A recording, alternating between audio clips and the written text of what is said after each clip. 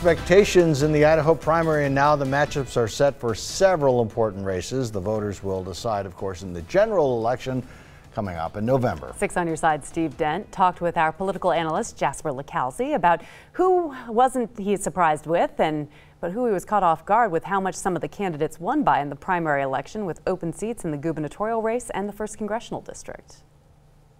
This was as competitive and as open a primary season as I've seen in 25 years in Idaho. Lieutenant Governor Brad Little advanced after a vicious and record-setting ad campaign on the Republican side. Take a couple shots, you got to deliver one back once in a while, and that's a regretful thing. Little will face Democrat Paulette Jordan in the gubernatorial race. And the people have spoken. As you can hear them now, we're just proud to be here at this moment. While neither nomination surprised LeCalzi, he was caught off guard by the margin of defeat by Jordan. We're in an incredible time in history. And also Republican Russ Fulcher in the race for the 1st congressional seat. That in that big of a field, he's able to win so convincingly. I think they're the two races that really stuck out to me.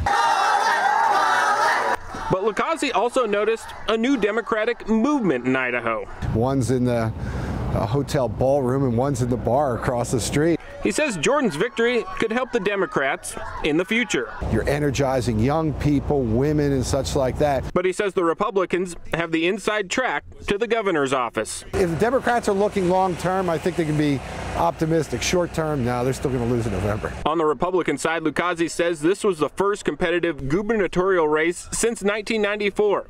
And now that the candidates are set, we may not see as many political ads moving forward. You might even see less of that actually in November, because it's more important to win the Republican primary than anything else, because that's usually your ticket to office. Steve Dent, 6 on your side. And we will hear from both Brad Little and Paulette Jordan tonight at 10 o'clock as the campaign for Idaho's next governor begins. Voters at a few precincts who went to the polls to vote on the Democratic ticket ended up having to wait as election officials ran out of ballots. Ada County Chief Deputy Clerk says they prepared for an increase in the number of voters for the primary. However, nearly 30,000 Democrats went to the polls to vote, which is almost 3 times the number 4 years ago. We were prepared for more than double at all of our polling locations. We never could have imagined there'd be such an increase in turnout. We certainly saw turnout overall throughout Ada County, but this was one of the things that really stood out. Phil McGrain says that this experience will help Ada County move forward as the county prepares for the general election.